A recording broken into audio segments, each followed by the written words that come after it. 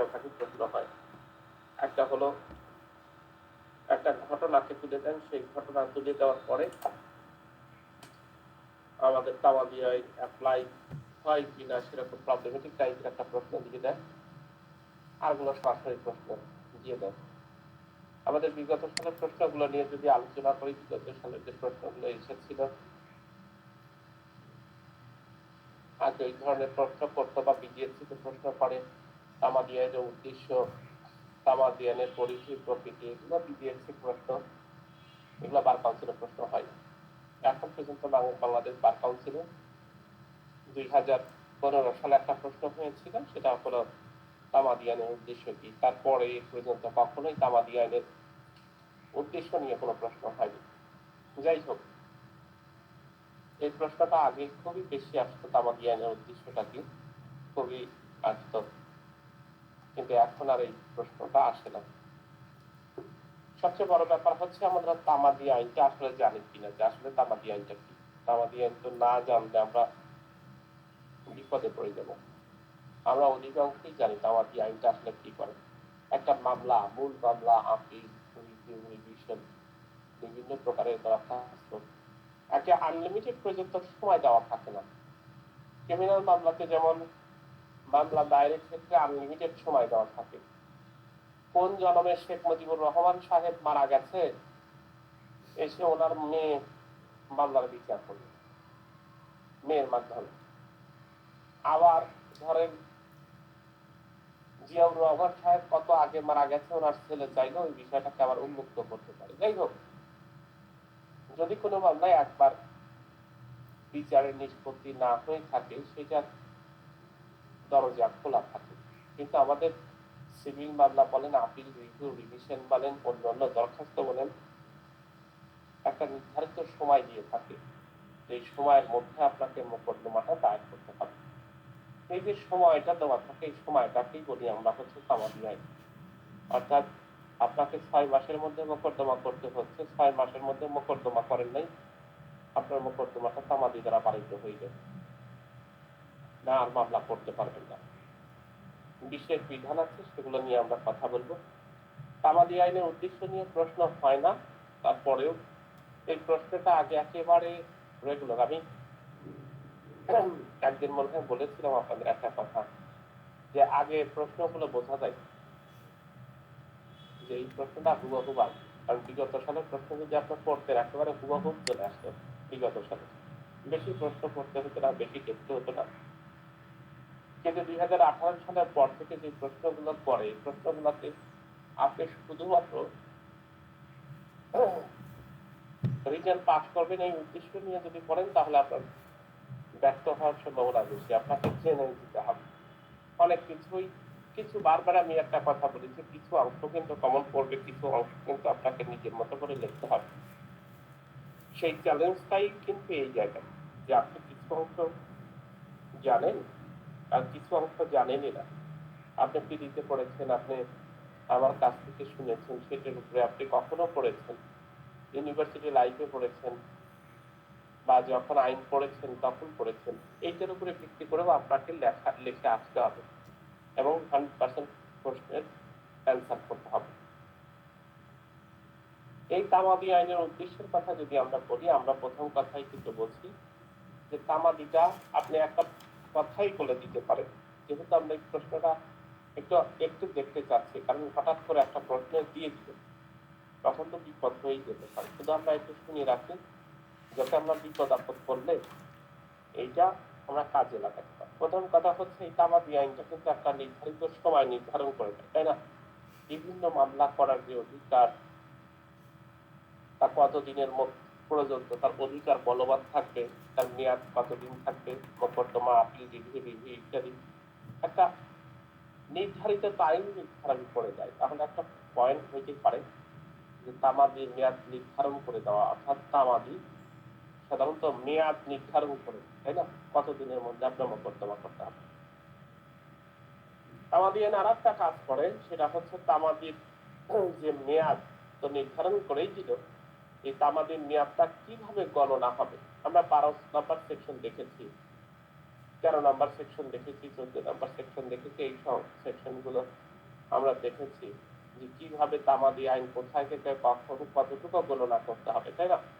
তাহলে কিন্তু তামাদি আইন একদিকে যেমন সময় নির্ধারণ করে দিল, নাম্বার 2 হলো তামাদি আইন থেকে গণনা সংক্রান্ত একটা পদ্ধতি নির্ধারণ করে দিল যে আপনি যেদিন সার্টিফাইড কপি পাবেন সেদিন থেকে তামাদি মেয়াদ গণনা হবে। শুধুমাত্র মোকদ্দমা আপিল আবেদন দায়ের করতে তামাদি মেয়াদ নির্ধারণ করে দিয়েই কিন্তু তামাদি আইন শেষ করছে না। কবে থেকে কিভাবে গণনা করবেন, গণনা শুরু করবেন কখন থেকে, এগুলোও কিন্তু তামাদি আইনে গণনা করার পদ্ধতি নির্ধারিত করে দেয়। তাহলে প্রথম কথা হলো আমাদের তামাদি নির্ধারণ মেয়াদ নির্ধারণ করে দিল, তারপর তামাদি গণনা নির্ধারণ করে দিল, তাই না? 12 নম্বর সেকশন আমরা দেখেছি, বারবার কিন্তু উদাহরণ দিয়ে দিল। এছাড়াও মামলা আপিল বা কতিপয় দরখাস্ত দাখিলের ক্ষেত্রেও প্রথম কথা আমরা তামাদির মেয়াদ নির্ধারণ করে দিল মূল মামলার ক্ষেত্রে। দ্বিতীয় হচ্ছে তামাদির মেয়াদ নির্ধারণ করে দেওয়ার পরে গণনার পদ্ধতি নির্ধারণ করে দিল।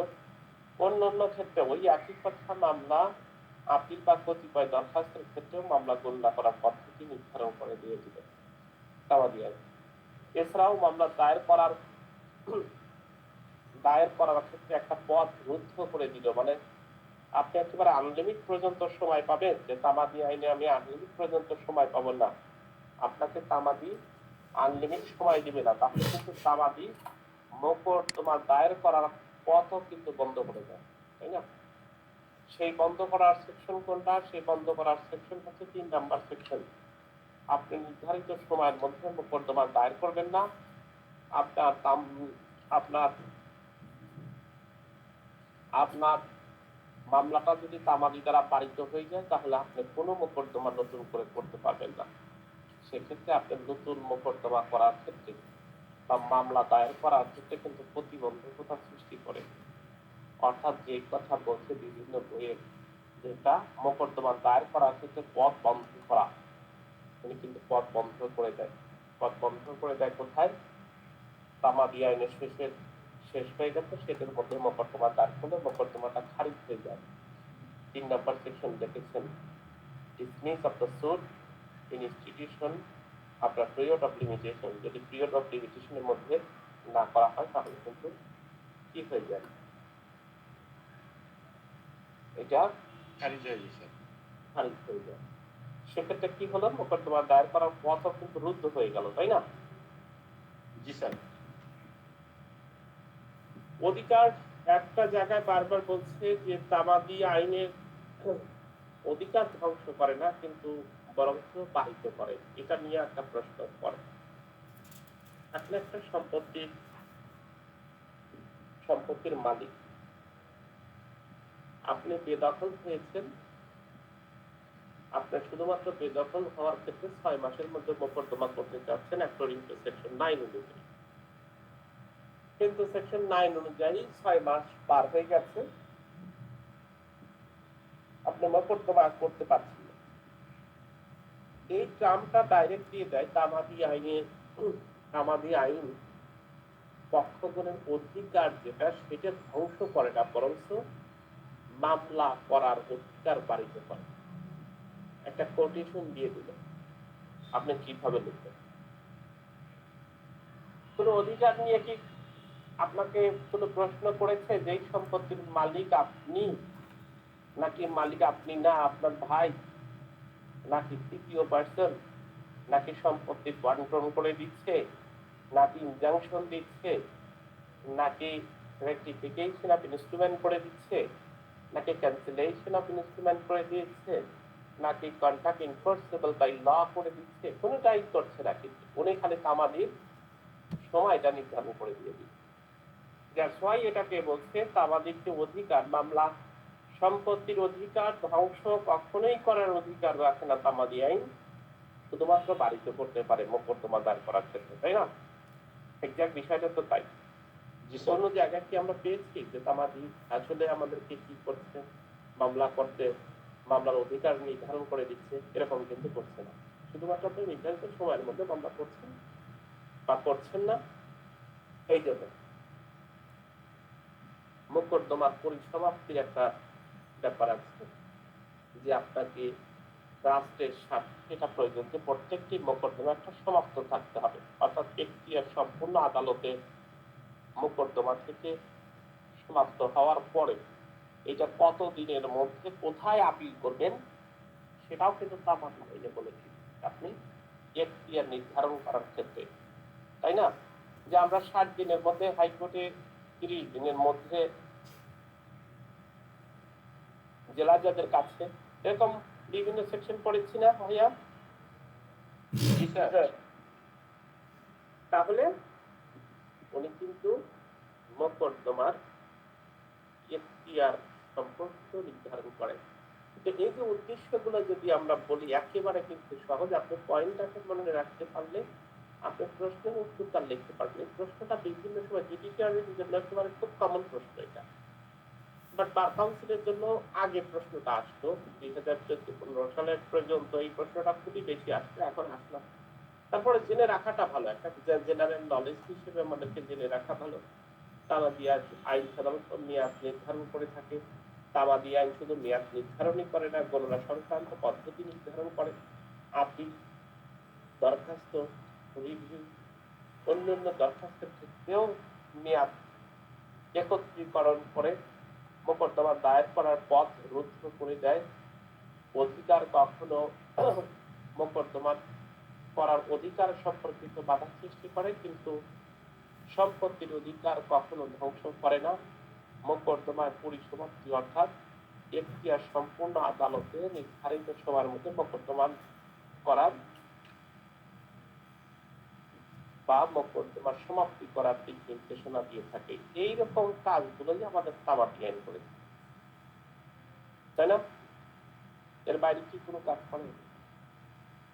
কোন মোকদ্দমায় পক্ষগণের অধিকার কখনো নিয়ে কথা বলে না। বারবার বলেছি, প্রথম শুরু করার আগেই এই কথাটা বলেছি। আচ্ছা, একটা কথা আসে, লেক্সপরি শব্দ জানেন? লেক্সপরি একটা শব্দ আছে, লেক্সপরি, এফওআরআই।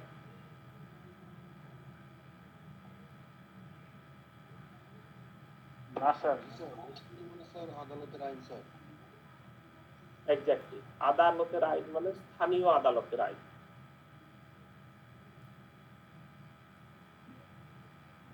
দেখেন, তামাদি আইন কি ধরনের আইন? একটা প্রশ্ন এসেছিল যে কোন আইনটা যেন কোন ধরনের আইন এসেছিল, বাংলায় শব্দটা এসেছিল, কিন্তু ইংলিশে আপনারা জানেন পদ্ধতিগত আইন, সাবস্ট্যান্টিভ ল এবং প্রসিডিউরাল ল সম্পর্কে আপনারা ভালো জানেন, বা বাংলা এসেছিল শব্দগুলো কোন আইন সম্পর্কে, পিডিতে, তাই না?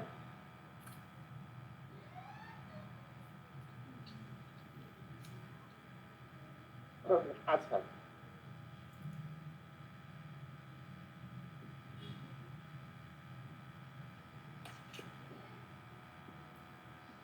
যেই প্রশ্ন সবচেয়ে এখান থেকে কিন্তু একটা না একটা প্রবলেমেটিক প্রশ্ন দিয়েই দিবে, একটা না একটা প্রবলেমেটিক প্রশ্ন করেই ফেলে। দ্যাটস ওয়াই আমাদের কিন্তু প্রবলেমেটিক প্রশ্নগুলোকে সাথে পড়ে যেতে হবে। প্রত্যেকটি বিষয় নিয়ে প্রবলেমেটিক প্রশ্ন করে থাকে। তো যে কথাটা আমরা বললাম প্রথমতই, ওই কথাটা যদি আমরা বলি যে তামাদি আইন শুধুমাত্র অধিকার বিলুপ্ত করে না, অধিকার সৃষ্টির উপরে ব্যাখ্যা করুন। তামাদি আইনের অধিকার বিলুপ্ত করে না, অধিকার সৃষ্টির উপরে ব্যাখ্যা করুন, অথবা আপনাকে বলতে পারে যে তামাদি আইনের অধিকার কখনো বিলুপ্ত করে না, তবে মামলা করতে বাধা সৃষ্টি করতে পারে। এরকম প্রশ্নও করতে পারে, ব্যাখ্যা করুন। তামাদি আইন শুধুমাত্র অধিকার বিলুপ্ত করে না, অধিকার সৃষ্টি করে, ব্যাখ্যা করুন। এরকম প্রশ্ন বিভিন্ন সময় বিভিন্ন জায়গায় পড়ে। একটা প্রশ্ন নিয়ে আলোচনা করতে হবে। তামাদি আইনের সবচেয়ে গুরুত্বপূর্ণ সেকশন হচ্ছে আমাদের এই তামাদি আইনের বার কাউন্সিল রিলেটেড যত প্রশ্ন, তার মধ্যে সবচেয়ে গুরুত্বপূর্ণ যেই প্রশ্নটাকে একেবারে 3 স্টার দিয়ে রাখতে পারেন যে আসার সম্ভাবনা একেবারে সবচেয়ে বেশি, সেটা হচ্ছে 5 নাম্বার সেকশন। আমি এখন পর্যন্ত যতগুলো প্রশ্ন দেখেছি সবচেয়ে ইম্পর্টেন্ট প্রশ্ন আমার কাছে মনে হয়েছে 5 নাম্বার সেকশন। এই 5 নাম্বার সেকশন থেকে প্রশ্ন প্রত্যেক বছরই হয়, বিগত সালেও হয়েছিল, এখন পর্যন্ত বিভিন্ন সময় হচ্ছে। আমাদের প্রশ্নটা কিন্তু জানা, এই প্রশ্নটা সম্পর্কে আমাদের একেবারে ক্লিয়ার একটা নলেজ থাকার কথা আমাদের সবারই। আশা করি সেই ক্লিয়ার নলেজটা আছে। যাই হোক, আমাদের তামাদি আইনের দুইটা প্রশ্ন আমাদের একসাথে করতে হবে। নাম্বার 1, তামাদিতে পারিত মোকদ্দমা বলতে আপনি কি বুঝবেন, একটা প্রশ্ন। নাম্বার 2 হচ্ছে তামাদি মার্জনা বলতে কি বুঝবেন, কোন আইনের কত ধারা বলে তামাদি আইন মার্জনার দরখাস্ত দেওয়া যায়, এরকম প্রশ্ন আপনাকে আসতে পারে। সবচেয়ে ইম্পর্টেন্ট প্রশ্নটাই এইটা। আর ওই যে কথা বললাম তামাদি ওই তামাদি যে প্রশ্নটা হচ্ছে, আর একটা প্রশ্ন বললাম তামাদি বাড়িত বলতে কি বোঝেন, মোকদ্দমা তামাদি বাড়িতে মোকদ্দমা বলতে কি বোঝেন। আমার আর একটা প্রশ্ন গত 21 সালে একটা প্রশ্ন এসেছিল এখান থেকে। দেখুন প্রশ্নগুলো কত সহজ, কিন্তু প্রশ্নগুলো সম্পর্কে আমাদের ধারণা না থাকলে তো কঠিন মনে হবে। পক্ষগণ একমত হয়েও তামাদি আইন বিক্রি করতে পারে না, তামাদি আইনের 3 নং ধারা অনুযায়ী ব্যাখ্যা করুন। প্রশ্নটা এসেছে, এই প্রশ্নটাও এসেছে। তাহলে আমাদের দুইটা সেকশন নিয়ে খুব ভালোভাবে আলোচনা করতে হচ্ছে। এক হলো 3 নাম্বার সেকশন, আর একটা হচ্ছে 5 নাম্বার সেকশন, তাই না ভাইয়া? জি স্যার। আমাদের কিন্তু প্রশ্ন হচ্ছে এবং বিভিন্ন সময়। আর যেই প্রবলেমেটিক প্রশ্নটা এখান থেকে দিয়ে দেয়, যে ধরুন দেখেন কতগুলো প্রবলেমেটিক প্রশ্ন 2020 সালে 14তম বিটিএস থেকে 16তম বিটিএস থেকে যা আর্টিকেল বই আছে, সেই প্রবলেমেটিক প্রশ্নগুলো যদি দেখেন কথা লিখেছে, একটি মোকদ্দমা দায়ের করার নির্ধারিত তামাদি মেয়াদ শেষ হয় 14/10/2020 সালে। কত সালে শেষ হয়েছে? 14 তারিখে 10 মাসে 2020 তারিখে। ওইগুলোকে খুব সুন্দরভাবে তারিখগুলোকে খুব সুন্দরভাবে দেখবেন।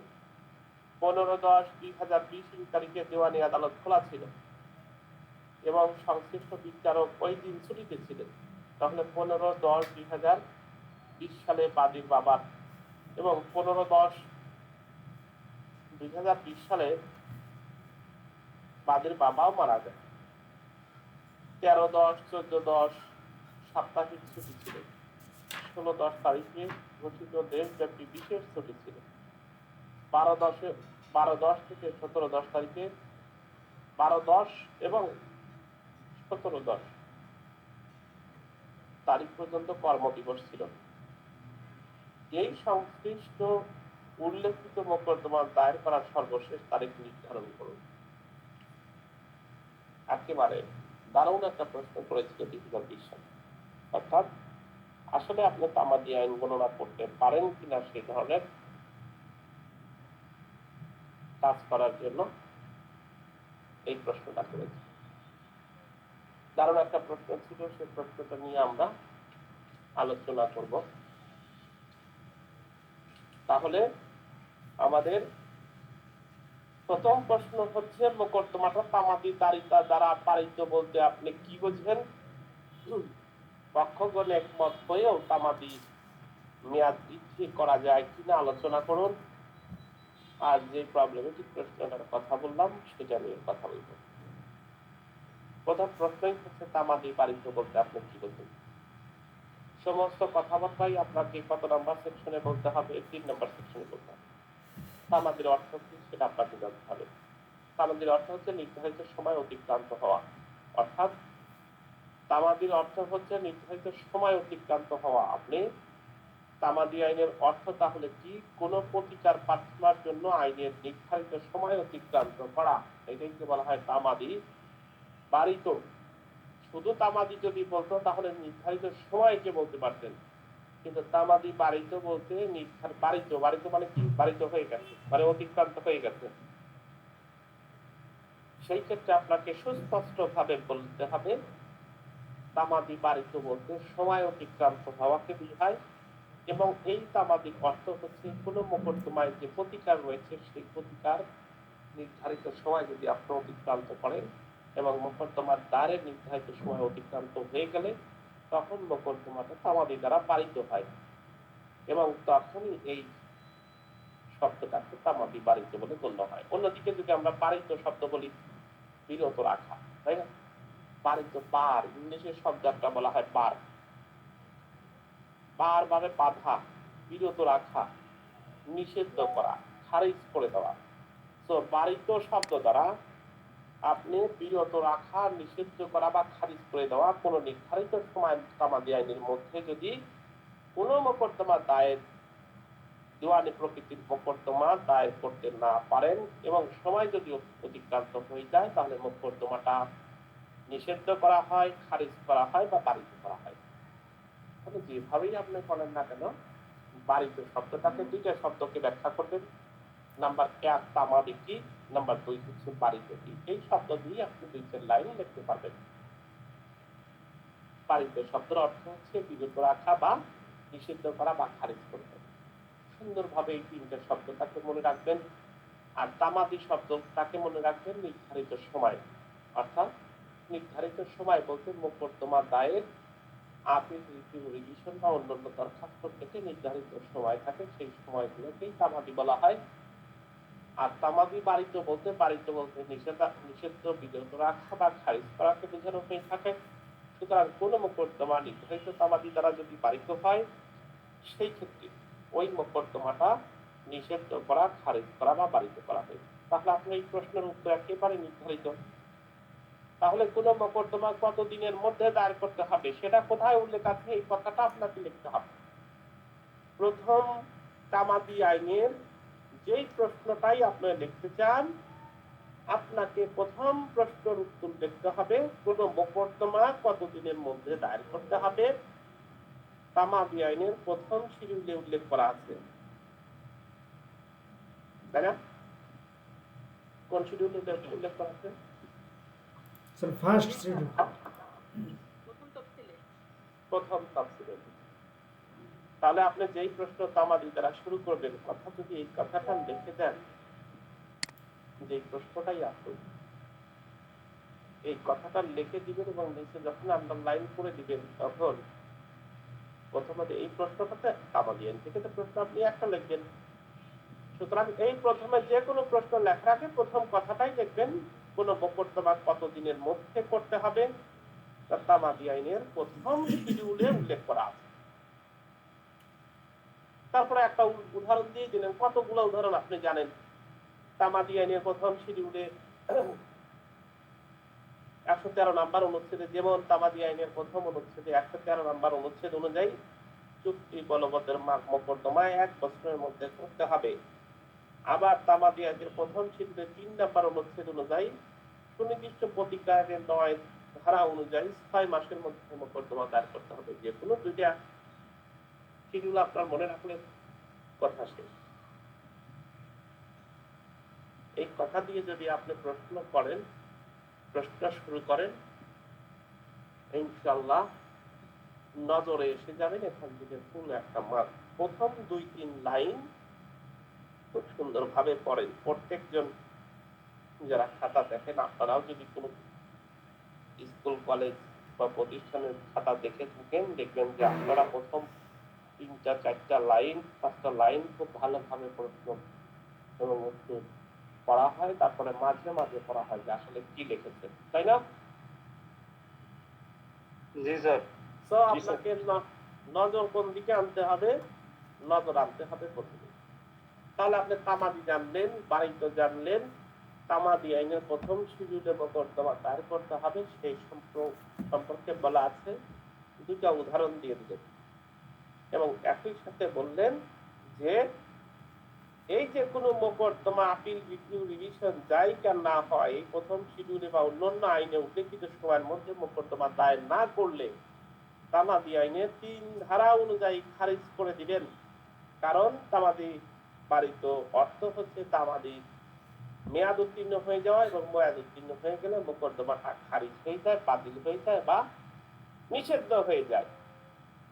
এই কথাগুলো যেখানেই লিখবেন সেখানেই কাজ হবে।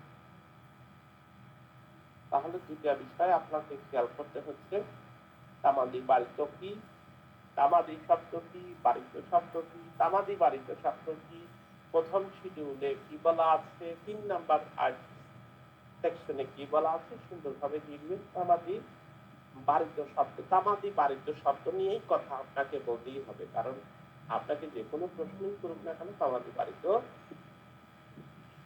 শব্দটা লিখতেই হবে। দ্বিতীয় কথা হচ্ছে পক্ষগণ, এখানে কি পক্ষগণের ব্যাপার স্যাপার আছে? পক্ষগণের এই ক্ষমতা কি আছে যে পক্ষগণ তামাদি মেয়াদ শেষ হয়ে গেছে আর একটা প্রশ্ন সাথে সাথে দিয়ে দেয়, পক্ষগণ একমত হয়ে তামাদি মেয়াদ বৃদ্ধি করতে পারেনি? না, ব্যাখ্যা করে তামাদি আইনের প্রথম যে কথা বললাম ৩ নাম্বার সেকশনে এবং একই সাথে তামাদি আইনের প্রথম তাফসিলে বর্ণিত মেয়াদ যদি শেষ হয়, মোকদ্দমাটা খারিজ হয়, মোকদ্দমাটা বাতিল হয়, মোকদ্দমা নিষিদ্ধ হয়। এটা কার জন্য? এটা সবার জন্য বাধ্যতামূলক। তো ৩ ধারা বিধান অনুযায়ী বাধ্যতামূলক করা হয়েছে। তামাদি আইনের বিধান ব্যতীত অন্য কোন নীতি এখানে কাজ করবে না। সুতরাং অন্য কোন নীতি ব্যবহার করে তামাদি মেয়াদ বৃদ্ধি করার কোনো সুযোগ নাই। সুতরাং পক্ষগণ যদি একত্রিত হয়ে থাকে, অন্য কোন নীতি তামাদি আইনের পরিপূরক হিসেবে ব্যবহার করার কোনো সুযোগ নাই।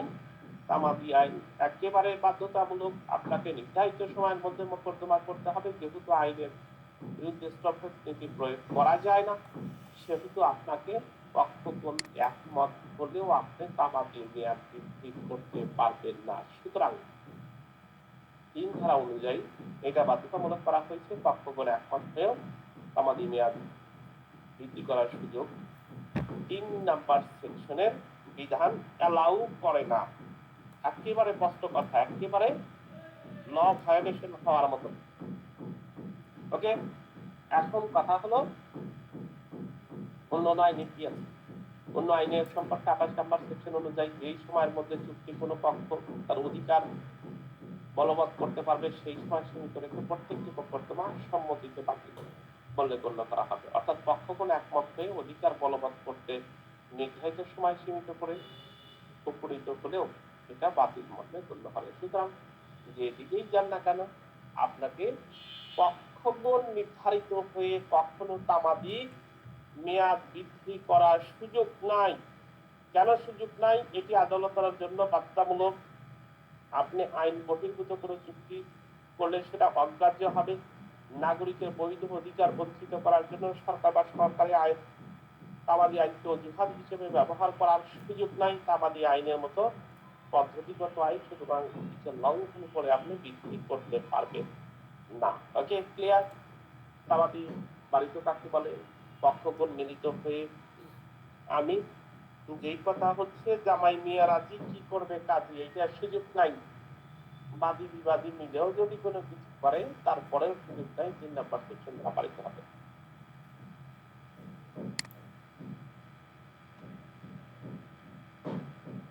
ঠিক আছে ভাইয়া?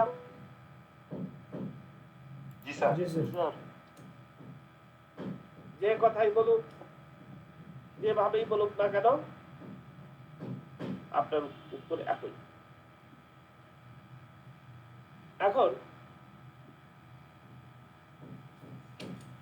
আমাদের যেই প্রশ্নটা নিয়ে আমাদের কথা হলো যে দেখেন কতগুলো ব্যাপার মোকদ্দমার যে প্রশ্নটা বলেছি একটুখানি বুঝে রাখার জন্য, হুবহু যে এই ধরনের প্রশ্ন দিবে তা না, কিন্তু এই ধরনের ব্যাপার স্যাপার নিয়ে কথা হতে পারে। মোকদ্দমা দায়ের করার কারণ উদ্ভব হয়েছিল 15/10 তারিখে কজ অফ অ্যাকশন। যেহেতু 14/10 তারিখে মোকদ্দমা দায়ের করার নির্ধারিত তারিখ শেষ দিবস ছিল এবং যেহেতু উক্ত দিন সাপ্তাহিক ছুটি ছিল এবং 15 তারিখে মোকদ্দমা দায়ের করার সর্বশেষ তারিখ হবে, কারণ ওই দিন আদালত খোলা ছিল। এখন বাদী পিতার মৃত্যুবরণ করেছে, তবুও এমন কারণে তামাদি মেয়াদ বৃদ্ধি করার সুযোগ 4 নাম্বার সেকশনে দেওয়া হয় নাই। যথেষ্ট কারণ শুধুমাত্র দেওয়া হয়েছে 5 নাম্বার সেকশনে। বিষয়টা খুব গুরুত্বের সাথে দেখবেন। এই কথাটা এত গুরুত্বপূর্ণ, আপনাকে 4 নাম্বার, 5 নাম্বার, 3 নাম্বার সেকশন যেখান থেকে প্রশ্ন করুক না কেন, এই কথাটা যদি আপনি বুঝে যান তাহলে ক্লিয়ার হয়ে যাবে। এক একটা জায়গায় এক একটা কথা বলেছে। আমাদের 4 নাম্বার একটা সেকশন আছে যে যেই দিন মোকদ্দমার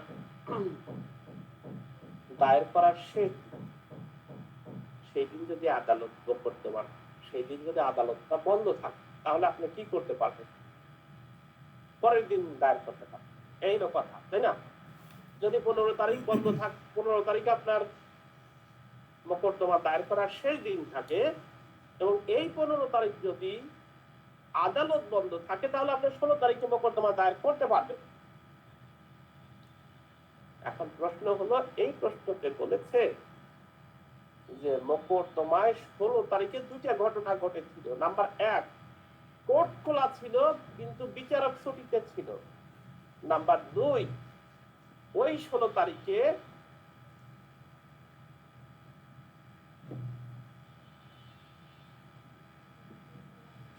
কথাই তো না 15 তারিখে ওই ঘটনাটা ছিল। স্যার ও আচ্ছা, 15 তারিখে বিচারক ছুটিতে ছিল স্যার। হ্যাঁ, অর্থাৎ এই ঘটনায় 15 তারিখ, 14 তারিখে ছিল মোকদ্দমা দায়ের করার শেষ দিন। 15 তারিখে কোর্ট খোলা ছিল বাট বিচারক ছুটিতে ছিল। একই সাথে 15 তারিখে বাদীর পিতাও মারা গিয়েছে। এখন বলছে যে তাহলে 16 তারিখে মোকদ্দমা যদি দায়ের করা হয়,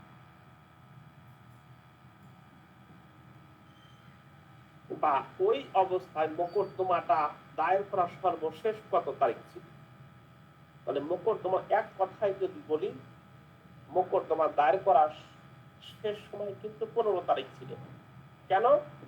যদিও ওই দিন কোর্ট ছুটিতে ছিল, ওই দিন বাদীর পিতা মৃত্যুবরণ করেছিল। ভাইয়া, আমাদের 4 নাম্বার সেকশনে বলেছে আপনি মোকদ্দমা যেদিন দায়ের করবেন, মানে যেই দিন আপনার শেষ দিন, সেই দিন যদি কোর্ট বন্ধ থাকে তার পরের দিন করবেন। সিভিল মামলাতে কোর্টের উপস্থিতি বাধ্যতামূলক না, এটা সেরেস্তায় মামলা নেয়। সুতরাং কোর্ট ছুটিতে আছে কিন্তু বিচারক ছুটিতে আছে কিন্তু কোর্ট খোলা আছে, আপনাকে 15 তারিখেই মোকদ্দমা দায়ের করতে হবে। দ্বিতীয় কথা হচ্ছে 4 নাম্বার সেকশনে আপনি পিতার মৃত্যু, এই পিতার মৃত্যুকে কজ হিসেবে আপনি দেখাতে পারবেন না। তাই 5 নাম্বার, এই পিতার মৃত্যুটা এটা 5 নাম্বার সেকশনে দেখতে ব্যবহার করতে পারবেন। তো 5 নাম্বার সেকশনে তো মূল মামলার ক্ষেত্রে প্রযোজ্য না। এই প্রশ্নে বলেছে কোনো একজন ব্যক্তি, আবারও বলছি, দেখেন একটু ঘটনাটা বুঝে নেন, তাহলে আপনাকে এই ধরনের প্রবলেমেটিক প্রশ্ন যেভাবেই করে হুবহু তো এই প্রশ্ন দিবে না, আপনাকে অন্য একটা প্রশ্ন দিবে, কিন্তু আপনাকে তো বুঝতে হবে আসলে ঘটনাটা। একটা ব্যক্তি মামলা দায়ের করবে, দেওয়ানি মামলা দায়ের করবে, তার সর্বশেষ, ধরেন দেওয়ানি মোকদ্দমা যেই মামলায় দায়ের করুক, ধরলাম স্পেসিফিক পারফরমেন্স অফ কন্ট্রাক্টের আন্ডারে উনি 12 নম্বর সেকশনে 1 বছরের জন্য মোকদ্দমা, 1 বছর কজ অফ অ্যাকশন রেজ হওয়ার তারিখ থেকে 1 বছরের মধ্যে তাকে মোকদ্দমা দায়ের করতে হবে, এইটা আমরা জানি। তো 1 বছরের মধ্যে মোকদ্দমা করতে যেয়ে 14 তারিখে ছিল ওনার মোকদ্দমা করার লাস্ট ডেট, কিন্তু 14 তারিখে উনি যখন মোকদ্দমা করতে গেলেন তখন দেখলেন যে কোর্ট ওই দিন ছুটি, আদালত বন্ধ।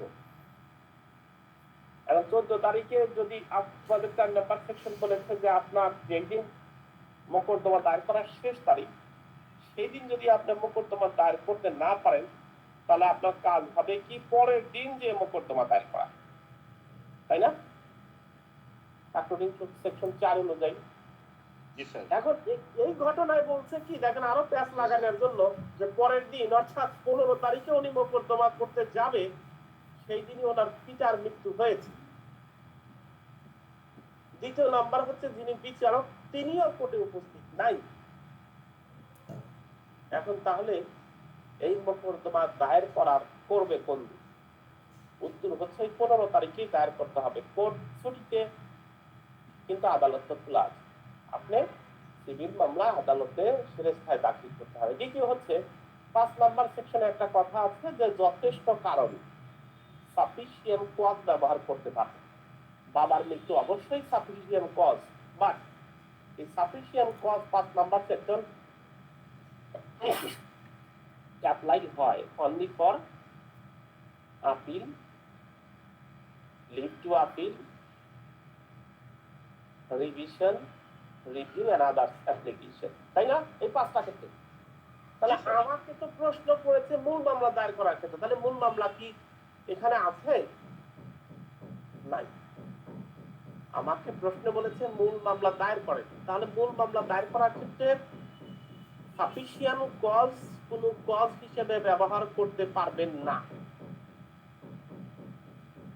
সাফিসিয়েন্ট কজ শুধুমাত্র 5 নাম্বার সেকশনে ব্যবহার করতে পারবেন। আমার কথা বুঝতে পেরেছেন সবাই? এই প্যাচটা যদি করতে পারেন তাহলে এই ধরনের প্রবলেমেটিক যে প্রশ্নের প্রশ্নটা আপনি উত্তর দিতে পারবেন। এই ঘটনাটা যদি আপনাকে বলতো আপিল দায়ের করার ক্ষেত্রে সর্বশেষ তারিখ ছিল আপিল দায়ের করার ক্ষেত্রে 15 তারিখ, সেই তারিখে যিনি আপিল করবেন তার পিতা মারা গেছে, তাহলে কি করতে পারতেন? তাহলে কিন্তু করতে পারতেন পরের ডেটে। কেন? পিতার মৃত্যু একটা সাফিসিয়েন্ট কজ, আবার এটা একটা আপিল। জি আমিনুল ভাই কি বলতে চাচ্ছেন? স্যার এমনিতেই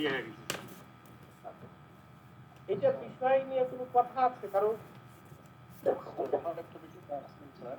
জি স্যার, যদি স্যার মূল মামলাতে এরকম ঘটনা আসে, তাহলে কি স্যার আমরা অ্যানসারে কি সরাসরি এটাই লিখতে পারবো যে দেওয়ানি মামলায় যদি বিচারক উপস্থিত নাও থাকে সেরেস্তাতে মামলা জমা দেওয়া যাবে? এই সেরেস্তা শব্দটা কি আমরা ইউজ করতে পারবো স্যার? অবশ্যই করতে পারবেন। সেরেস্তা শব্দটা আইনে সিদ্ধ, প্রসজ্জিত। মামলা কি দেওয়ানি, আর এই কথা লেখার মানেই আপনি আরো প্র্যাকটিক্যাল নলেজ আলাদা। সিভিল মামলা কি কোর্টে দায়ের করতে হয়, যে বিচারকের সামনে দায়ের করতে হয়? আচ্ছা, এতদিন পর্যন্ত ক্রিমিনাল মামলার কথাই বলে গেছি। ক্রিমিনাল মামলাতে অনেকেই অধিকাংশই পাকাপোক্ত হয়ে গেছেন, কোথায় কিভাবে কখন কিভাবে দায়ের করবেন, আমলযোগ্য অপরাধ কি, অআমলযোগ্য অপরাধ কি, পুলিশের কাছে কখন যাবেন,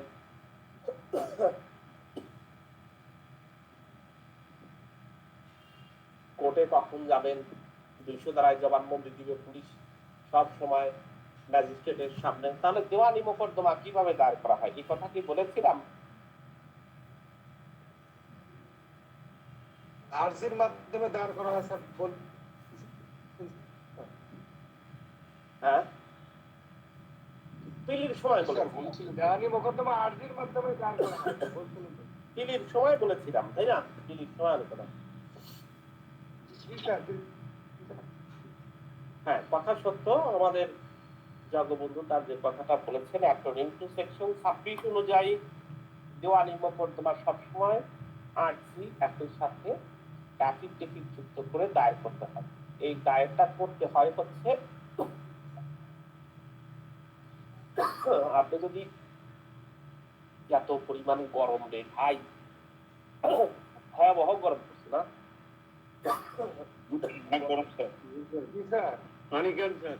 গরমে একেবারে বাতা কঠিন দেখতেছি। তোমার এসির মধ্যে থেকে বের হলে গাও জলে দেখছি, ভয়াবহ অবস্থা। মানুষ যেমন দেখেন, একজন মানুষ রিক্সাও চালাচ্ছে এর মধ্যে, সবাই কাজকর্ম করেই খাচ্ছে। আবার কেউ কেউ আমরা দেখেন এসি থেকে বের হতে পারছি না, গরম লাগতেছে, ঠান্ডা লেগে যাচ্ছে। যাই হোক, আপনাদের দোয়ায় আলহামদুলিল্লাহ আমার মা অনেকটাই এখন সুস্থ, এখন মোটামুটি ঠিক হয়ে গেছে। আলহামদুলিল্লাহ স্যার। স্যার আপনি কি ঢাকা চলে হ্যাঁ, গেছেন আবার স্যার? চলে আসছি। আমি আজকে আছি হচ্ছে আজকে চলে আসছি হচ্ছে সিরাজগঞ্জে। হ্যাঁ, এখন আছি আমি সিরাজগঞ্জ। আমার 3টা জায়গায় গন্তব্য, কখনো বগুড়াতে, কখনো সিরাজগঞ্জে, কখনো ঢাকায়।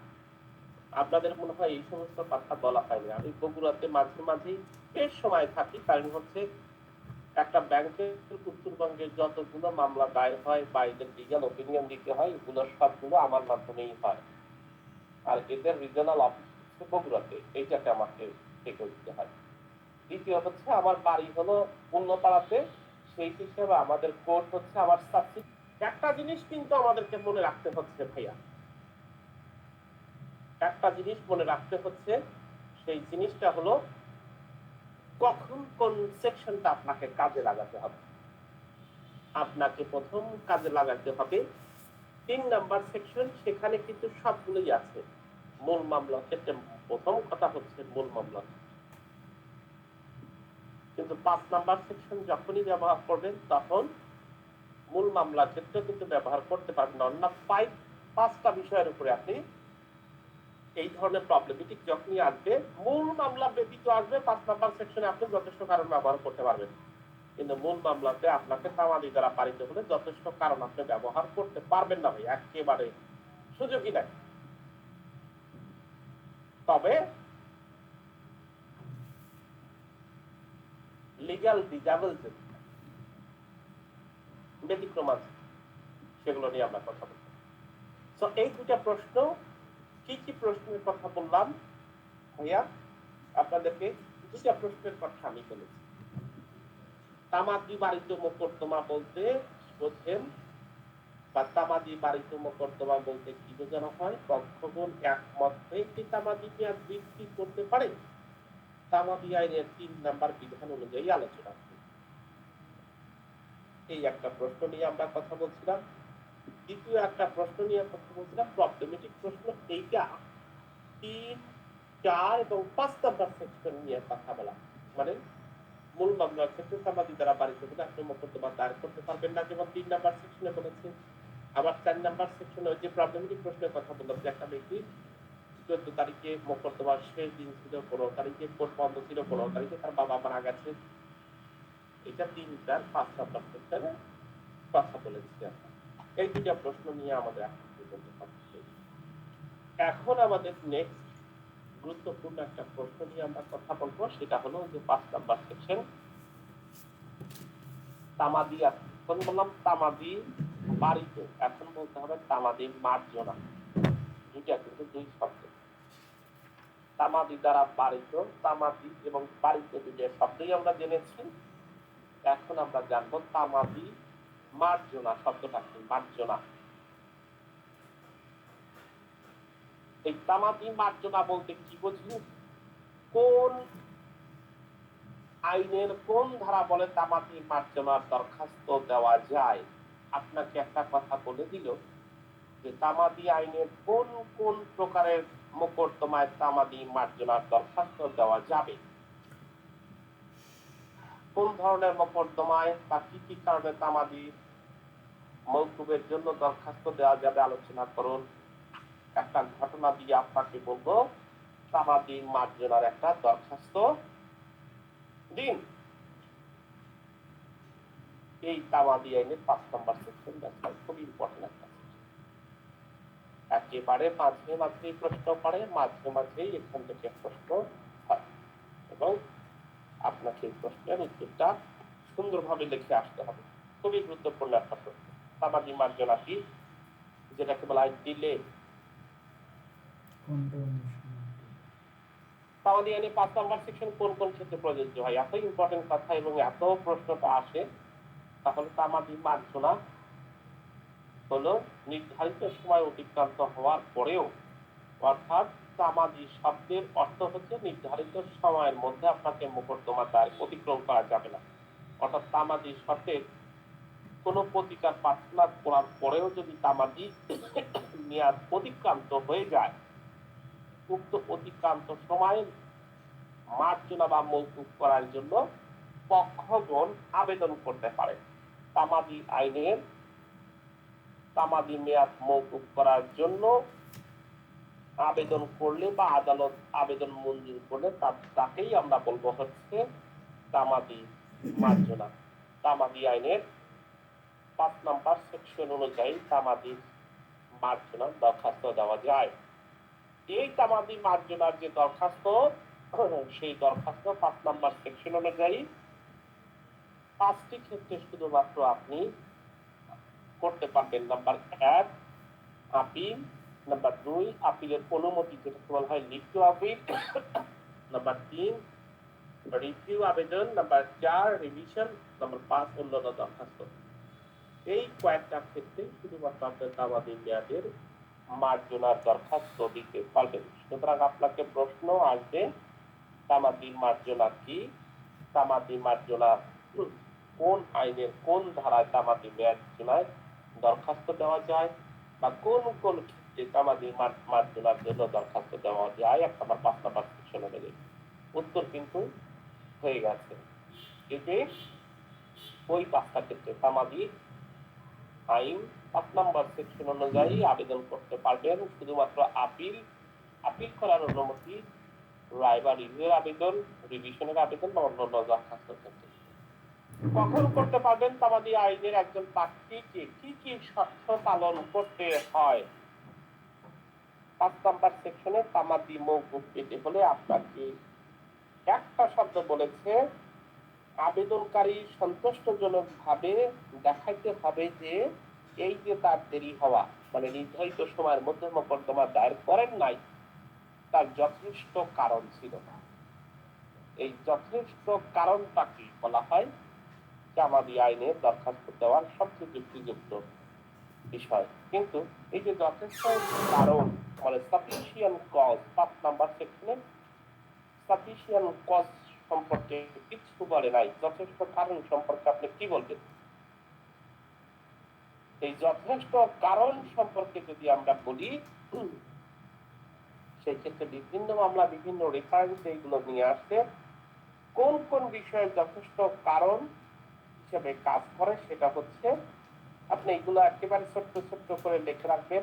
আবেদনকারী অসুস্থ বা কারাবাস, যিনি আবেদন করবেন তিনি মারাত্মক অসুস্থ, তাহলে তিনি কিভাবে আবেদন করবেন? বা তিনি কারাবাসে আছেন, সরল বিশ্বাসে আবেদন করতে ভুল হয়েছে অথবা আইনজীবী বলতে ভুল করেছে, রায় বা ডিগ্রির প্রস্তুতি আদালতের কর্মকর্তার ভুল ছিল, একবার ভুল করেছে, পরবর্তীতে আইনজীবী অসুস্থ হওয়ার কারণে যথেষ্ট বিলম্ব মওকুফ হিসেবে গ্রহণ করা হয়।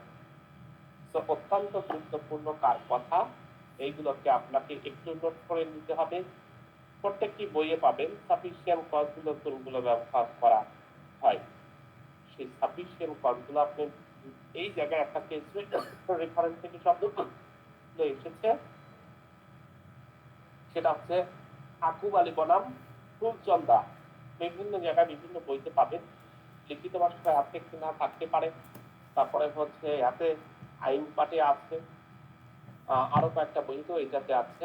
আকুব আলী বনাম ফুলচন্দ্র, এই জায়গায় দরখাস্তকারী একেবারে জন্ডিস রোগে আক্রান্ত ছিল, স্থানীয় কবিরাজের চিকিৎসাধীন ছিল, যদিও তিনি অসুস্থ সমর্থনে কোনো সার্টিফিকেট দেখান নাই, কারণ কবিরাজ তো আর সার্টিফিকেট দেন, তবুও দরখাস্তটা সরল বিশ্বাসে সন্তুষ্ট করতে পেরেছিল এবং সেটা তামাদি আইনটাকে মওকুফ করে হাইকোর্ট ডিভিশন সন্তুষ্ট হয়ে তামাদিটা মওকুফ করেছিল। এই একটা গুরুত্বপূর্ণ, যেহেতু 5 নম্বর সেকশনে সাফিসিয়েন্ট কজের ব্যাপারে কিছু লেখে নাই, সেহেতু একটা কেস রেফারেন্স এই জায়গায় আপনাকে দিতে হবে। সেই কেস নাম্বার হচ্ছে আকুব আলী বনাম ফুলচন্দ্র। এই জায়গায় এটা খুব বিখ্যাত একটা কেস। অসুস্থতার কাছে সাফিসিয়েন্ট কজ ছিল, তাহলে আপনাকে কয়েকটা কারণ সাফিসিয়েন্ট কজ, সরল বিশ্বাসী ভুল, আইনজীবী সরল বিশ্বাসী ভুল, ডিগ্রি কপি প্রস্তুতকারী আদালতের কর্মকর্তার ভুল, আইনজীবীর অসুস্থ বা দরখাস্তকারী নিজেই অসুস্থ, এগুলোকে সাফিসিয়েন্ট কজ থাকে। এই সাফিসিয়েন্ট কজের কারণে 5টি ক্ষেত্রে আপনি বিলম্ব মওকুফের জন্য দরখাস্ত দিবেন। সেটা হচ্ছে আপিল করার দরখাস্ত, রায় রিভিউয়ের আবেদন, রিভিশন দরখাস্ত বা অন্যান্য দরখাস্ত।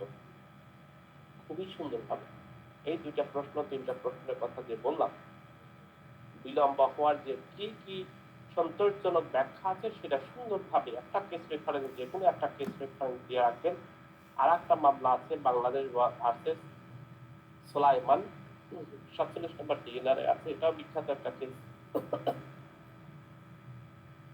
সাফিসিয়েন্ট কজগুলো কোনগুলো, এটাকে সুন্দরভাবে একেবারে মুখস্থ করে ফেলবেন। যেহেতু একটা যে জায়গায় আইন নাই সেই জায়গায় একটা কেস রেফারেন্স আপনাকে ব্যবহার করতে হবে, তাছাড়া কঠিন।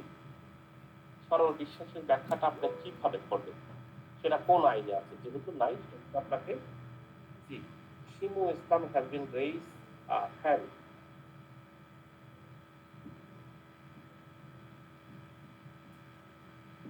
জি শিমু ইসলাম কিছু বলবেন?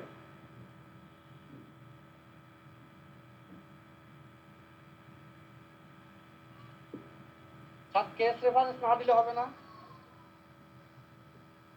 এই জায়গায় আইন নাই তো, কেস রেফারেন্সটা দিলে আপনার লেখাটা পরিপক্ক হবে। তাই একটা জায়গায় আমি অধিকাংশ কখনোই বলি না, কিন্তু যেখানে ধরেন যেমন রিভিশনের মেয়াদ সম্পর্কে স্ট্যাটিউটরি লতে কিছু বলা নাই, কিন্তু একটা কেস ল থেকে এসেছে, কেস স্টাডি থেকে। দ্যাটস ওয়াই যেই জায়গায় নাই দিলে হবে না এই শব্দটা তো বলা অবান্তর হয়ে যাবে, হবে না এটা, কিন্তু আপনার লেখাটা পরিপক্ক হবে, আমি এটা বলছি। কবিরা গুণা না, আমরা যদি না দেই তাহলে এটাকে কবিরা গুণা বলা হবে না, কিন্তু দিলে ভালো হবে। ক্লিয়ার? হ্যাঁ, ওইটার কারণে কি কোনো মার্ক হবে? হ্যাঁ, যদি না দেয় তাকে কি কোনো মার্ক কমাবে? কোনো কিছুই কম হবে না। মানে স্যার, মানে নতুন করে ডিফারেন্স গুলো আর কি মাথায় নিলে এলোমেলো হচ্ছে, এই জন্য আর কি সমস্যা। কোনো কিছুই কমাবে না, কিন্তু আপনি নিশ্চিত থাকবেন যে আপনি পাস করবেন। একটা লোক যখন খাতা দেখবে আপনার, ধরেন ভাইয়া এটা একটা 5টা প্রশ্নের মধ্যে একটা প্রশ্ন আপনার হঠাৎ করে খারাপ হয়ে যেতে পারে, যখনই 2-1টা প্রশ্ন একটা ভালো মার্ক ক্যারি করবেন, একটা দুটো ধরেন 5টার মধ্যে 3টাতে যদি আপনি ভালো মার্ক ক্যারি করেন, ছোটখাটো 2-1টা জায়গায় যদি আপনার খারাপও হয় ওটাকে নিয়ে টেনে নিয়ে যান। এই জন্য 2-1টা জিনিস আপনাকে একটু ভালোই করতে হবে, টার্গেট থাকবে ভালো। কারণ লেকচার আমি বারবার কিন্তু একটা কথা বলছি, যে প্রশ্ন পেয়ে আপনি দেখবেন যে লেজের কোনো অংশ, প্রশ্নের লেজের একটা অংশ দিয়ে দিচ্ছে, ভালোভাবে আপনার কমন পান নাই, তাহলে ওই লেখাটুকু আপনি সাফিসিয়েন্ট ভাবে লিখতে পারছেন না। অন্য একটা মার্ক, অন্য একটা প্রশ্নে যদি আপনি ভালো মার্কেরই করে থাকেন, তাহলে যেটা একটু কম পড়েছে, মানে 3টা অংশের মধ্যে 2টি অংশ ভালোভাবে লিখেছেন, একটা অংশ কম পড়েছে, তাহলে ওইটাকে আগায় এত নিয়ে যেতে হবে, তাই না? এই জন্য বলছি। আর কপাল যদি ভালো হয়, সবগুলোই ভালো কমন পড়ে গেছে, তাহলে তো কোনো সমস্যাই নাই। আমি তো ওই যে আল্লাহর ফেরেশতা না, যে আপনাকে বলতে পারবো যে এইটাই পড়েন, এইটাই হয়ে যাবে, এরকম তো বলা যাবে না। আপনাকে পড়লে কমন পড়ে যাবে, আপনি যদি পড়েন কমন পড়ে যাবে। কথাগুলো শোনেন মনোযোগ দিয়ে, আমার বিশ্বাস কথাগুলো ভালোভাবে শুনলেও 80% প্রশ্ন আপনি কমন পেয়ে যাবেন, শুধুমাত্র আমার কথাগুলো যদি শোনেন। বুঝতে পেরেছেন? যে কোনো একটা মামলা, স্টেট ভার্সেস সোলাইমান, 5 নাম্বার সেকশনে সোলাইমানকে লিখে দেন, তাই হইবে স্টেট ভার্সেস। কারণ প্রত্যেকটি মামলাতে যেহেতু স্টেট রাখে, যেহেতু স্টেট মানে বাংলাদেশ ভার্সেস সোলাইমান একটা শব্দ লিখে দিবে। 5 নাম্বার সেকশনে একটা মামলার রেফারেন্স হবে, স্টেট ভার্সেস সোলাইমান 47 টিএলআর, শেষ। এতটুকুই লেখা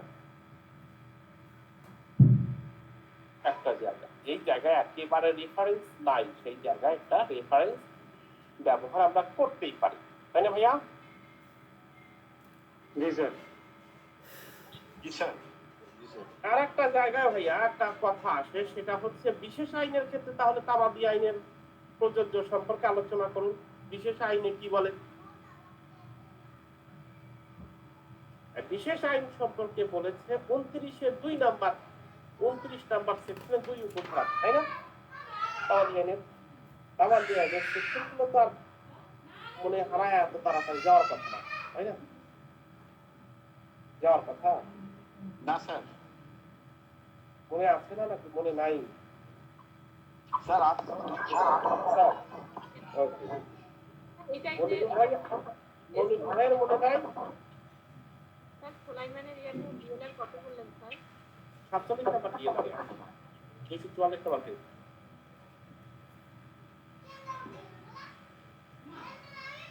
তামাদি আইনের 29 নাম্বার সেকশনে আমাদের বিশেষ আইন তামাদির 5 নাম্বার সেকশন কিন্তু প্রয়োজনীয় হয় না। বিশেষ আইনগুলোতে যেভাবে আপিলের কথা বলেছে, যেভাবে রিভিশনের কথা বলা হয়েছে, সেইভাবেই দায়ের করতে হবে। সুতরাং তামাদি আইনের 29 নাম্বার সেকশনে 2 উপধারা অনুযায়ী বিশেষ আইনের ক্ষেত্রে 5 ধারা প্রযোজ্য না। যেমন নারী ও শিশু নির্যাতন দমন আইন। আপনাকে এই প্রশ্ন লেখার আগে আপনাকে একটা শব্দ আপনাকে লিখতে হবে, সেই কথাটা হচ্ছে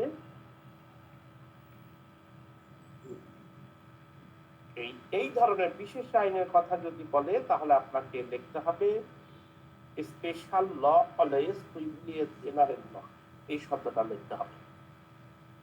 বিশেষ আইনগুলো সবসময় সাধারণ আইনের উপরে প্রাধান্য পায়, এই কথা দিয়েই আপনাকে শুরু করতে হবে। তখন 29-2 ধারা অনুযায়ী বিশেষ আইন 5 নাম্বার সেকশনের ধারায় প্রযোজ্য হয় না, কারণ তামাদি আইনের বিশেষ মেয়াদে নির্ধারণ করেছে এমন কোন আইনে উল্লেখ যেখানে আছে সেক্ষেত্রে 5 নাম্বার সেকশন বিলম্বের কথা কাজ করে না। এটা সাধারণ আইনের ক্ষেত্রে প্রসিকিউশন পক্ষ খালাসের আদেশের বিরুদ্ধে আপিল দায়েরের মেয়াদ থাকে 6 মাস 157 নাম্বার অনুচ্ছেদ অনুযায়ী, সেটা 5 নাম্বার সেকশনে প্রযোজ্য। কিন্তু যদি এইটাই বিশেষ আইনে বলা হতো, বিশেষ ক্ষমতা আইনে বা নারী ও শিশু নির্যাতন দমন আইনের 28 ধারা অনুযায়ী হ্যাঁ আপিলের মেয়াদ 30 দিন। আবার অর্থহীন আইনে হাইকোর্ট ডিভিশনে আপিলের মেয়াদ 60 দিন, জেলা জজের কাছে আপিলের মেয়াদ 30 দিন। তাহলে তামাদি আইনের 5 ধারা বিশেষ আইনে প্রযোজ্য হয় না। বিশেষ আইনগুলোতে স্পষ্ট করে আপিল রিভিশনের ব্যাপারটা স্পষ্ট করে ওখানে নির্ধারণ করে দেয়। সুতরাং আমাদের যে জেনারেল ল সেটা কিন্তু 5 নাম্বার সেকশনে কাজ করে না। বিষয়টা কি বোঝা গেল আসলে কি?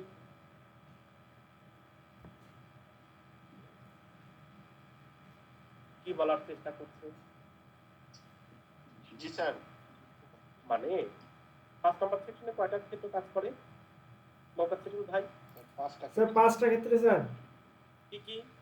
Appeal, leave to appeal, review, revision, any other application. Any others application. এইগুলা কোন মামলাগুলোর ক্ষেত্রে প্রযোজ্য হয়? স্যার এগুলো স্যার সাধারণ যে মামলা, বিশেষ আইন বাদ দিয়ে স্যার। বিশেষ আইন বাদ দিয়ে। বিশেষ আইনের একটা উদাহরণ দেন। এখন আপনাকে এই প্রশ্নের উত্তর দিতে হলে বিশেষ আইনের একটা উদাহরণ দিতে হবে যে এই বিশেষ আইনে সাধারণ আইনে এইটা আছে, বিশেষ আইনে এইটা আছে। দ্যাটস ওয়াই আমাদের বিশেষ আইনটাকেই ফলো করতে হবে। স্যার খুব কঠিন প্রশ্ন হয়ে গেল স্যার।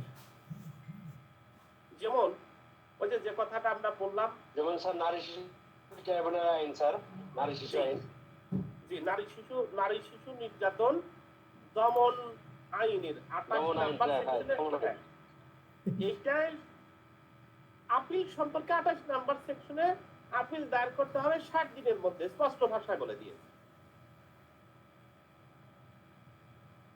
কিন্তু যদি আমরা স্বাভাবিকভাবে আপিলের কথা বলি, খালাসের বিরুদ্ধে যদি আপিল বলি, 157 নাম্বার অনুচ্ছেদ অনুযায়ী সাধারণ কতদিন দেওয়া আছে? 6 মাস দেওয়া আছে প্রসিকিউটর পক্ষ। জি স্যার। তাই না? জি স্যার। আর নারী ও শিশু নির্যাতনে কতদিন দিল? মাত্র 60 দিন। তাহলে এই যে সাধারণ আইনের 6 মাস আর নারী শিশুতে 60 দিন, নারী শিশুর বিচার নারী শিশুতে হলে এই 60 দিনই প্রযোজ্য হবে। সেক্ষেত্রে 6 মাস আর কাউন্ট হবে না। 6 মাস আর কাউন্ট হবে না। জি স্যার। এই 5 ধারায় তখন কাজ করবে না। আমি এইটা বুঝলাম। ঠিক একই হবে যদি অর্থঋণ মামলার কথা বলেন, অর্থঋণ আইন 2003 41 নাম্বার একটা সেকশন আছে, সেখানে হাইকোর্টের যদি আপনি আপিল করেন তাহলে 7 দিনের মধ্যে করতে হবে। যে কোনো বিশেষ দুটি আইন, এই দুটি আইনেই মুখস্থ করে ফেলবেন।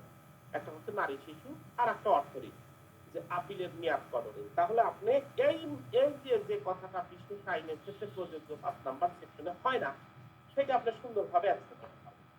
জি স্যার। স্যার হ্যাঁ, স্যার স্পেশাল পাওয়ার অ্যাক্ট স্যার 1974 স্যার, এটাও কি স্যার স্পেশাল ল? অবশ্যই স্পেশাল ল, বিশেষ ক্ষমতা আইন 1974 সালে, এটাও স্পেশাল ল। এই স্পেশাল লতে 5 নাম্বার সেকশন কাজ করে। তাহলে আপনাকে কি কি করতে হচ্ছে ভাইয়া? মুখস্থ করতে হচ্ছে 3টা প্রশ্ন। এই 3টা প্রশ্ন আমার মধ্যে ছোট ছোট অনেকগুলো প্রশ্ন আসবে, তাই না? তাই কি? জি স্যার। 3 নাম্বার সেকশন আছে, 4 নাম্বার সেকশন আছে, 5 নাম্বার সেকশন আছে। প্রশ্ন কমন পড়বেই ভাইয়া, এখান থেকে কিছু না কিছু অংশ আপনাকে দিবেই। আর একটা প্রশ্ন দিয়ে দিবে 5 নাম্বার সেকশন অনুযায়ী একটা তামাদির দরখাস্ত লিখুন। যে কোনো একটা বই থেকে তামাদির একটা দরখাস্ত লিখবেন, মুখস্থ করে ফেলবেন। এই দরখাস্তটা সবসময় সেম হয়, তাহলে তামাদির একটা দরখাস্ত লিখে ফেলবেন। এই হলো তামাদি আইনের প্রথম কাজ। খুব জার্নি করে বিপদ আপদের মধ্যে কালকে ওই আপনাদেরকে বললাম যে কার কাছে রাত্রে ওষুধের কথা বললাম, গতকালকে আগের দিন আমি দেখি যে রাত 9টার দিকে আরো ভয়াবহ অবস্থা, মা কথাই বলতে পারছে না। আমি রাত্রেই হয়ে গেছি, বের হয়ে যে সকালবেলায় মাকে নিয়ে ডাক্তারকে ফোন দিয়ে রাখছিলাম। প্রথম সিরিয়ালটাই আমি দেখাইছি, দেখা মাকে ওষুধ দিয়ে মোটামুটি ঠিক হয়ে গেছে, সেলাই টেলাই দিয়ে ঠিক করে আজকে আজকে দুপুরের দিকে আমি বের হয়েছি, আজকে সিরাজগঞ্জে চলে আসছি। এই দৌড়াদৌড়ির মধ্যে এই 3-4টা প্রশ্ন একটু পড়েন, আজকে এই পর্যন্তই চলতে থাকে।